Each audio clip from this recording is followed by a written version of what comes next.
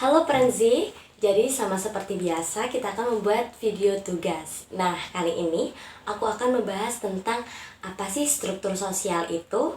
Tapi sebelumnya aku perkenalkan diri dulu. Nama aku Najwa Kamila Salsabila dari Komunikasi Penyiaran Islam Universitas Kiai Haji Abdul Halim. Nah, kira-kira teman-teman pada tahu nggak sih apa sih struktur sosial itu?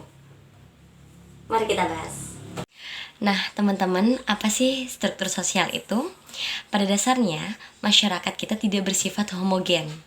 Akibatnya, muncul pola perilaku hubungan yang berulang antara individu atau antar kelompok.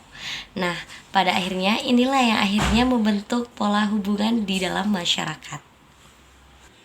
Nah, teman-teman, jadi struktur sosial itu yang nantinya akan membentuk corak masyarakat tersebut yang terbentuk dari yang namanya sistem sosial.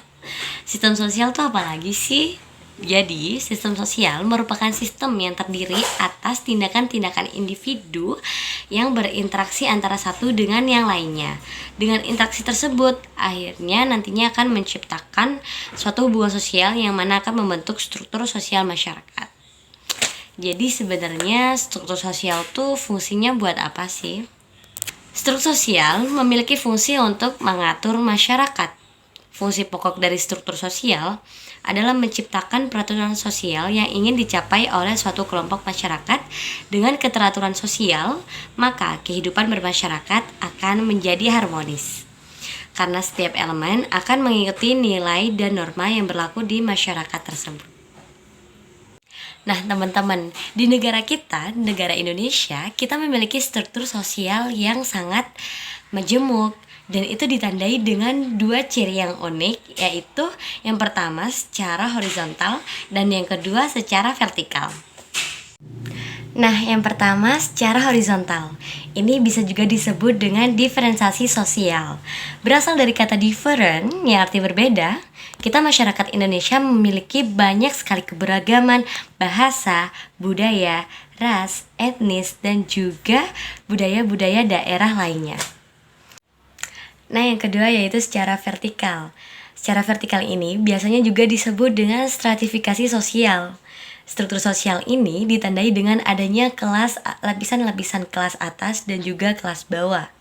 Stratifikasi sosial ini memunculkan hierarki atau kelas-kelas sosial di masyarakat, di mana kelas-kelas sosial tersebut terbentuk karena adanya sesuatu yang dianggap berharga di masyarakat seperti kekayaan, kedudukan, kekuasaan, kehormatan, dan juga pendidikan.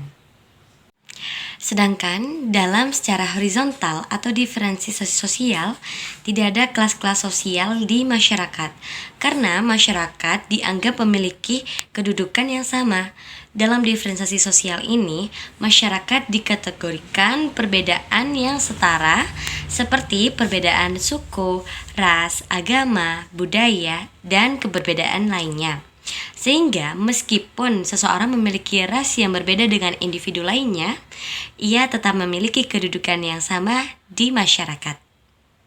Stratifikasi sosial seringkali disebut sebagai sumber konflik, karena dalam stratifikasi sosial, masyarakat menuntut kepentingan masing-masing, seperti masyarakat kelas ke atas. Ia memiliki kepentingan untuk mempertahankan kelasnya, dan sedangkan kelas bawah, ia memiliki kepentingan untuk menaikkan kelas sosialnya. Namun, tidak dapat dipungkiri, sistem sosial horizontal atau diferensiasi sosial juga sering terjadi konflik. Mengapa demikian? Padahal bukankah meskipun dalam keberagaman, kita tetap memiliki kedudukan yang sama dalam sosial? Tapi pada realitanya, beberapa kelompok di masyarakat memiliki perilaku etnosentrisme, di mana ia menjunjung tinggi kebudayaannya namun meremehkan kebudayaan milik orang lain. Baik individu atau kelompok yang memiliki perilaku etnosentrisme ini akan memiliki rasa kekuasaan dalam berbagai hal, menganggap remeh kelompok lain dan hanya mementingkan kelompok miliknya. Indonesia merupakan negara yang kaya akan keberagaman, sehingga tidak dapat dipungkiri keberagaman tersebut dapat memicu terjadinya konflik di masyarakat. Oleh karenanya, perlu dikembangkan pemahaman yang sama mengenai multikulturalisme, yaitu paham yang memandang bahwa kelompok-kelompok etnis merupakan satu kesatuan kebudayaan yang utuh dan memiliki kedudukan yang sama di masyarakat. Ideologi multikulturalisme dapat dikembangkan melalui bidang pendidikan. Dengan pendidikan multikulturalisme, maka nilai-nilai multikulturalisme dapat ditanamkan sedini mungkin, sehingga menjadi upaya untuk mencegah konflik antar etnis di masyarakat.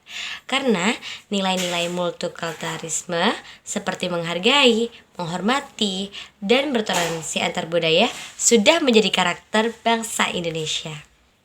Struktur sosial memiliki fungsi untuk menciptakan kehidupan bermasyarakat yang teratur, harmonis, mencapai tujuan bersama. Oleh karenanya, setiap elemen di masyarakat harus berpartisipasi sesuai dengan perannya agar keteraturan sosial dapat tercapai. Sekian dari saya. Assalamualaikum warahmatullahi wabarakatuh.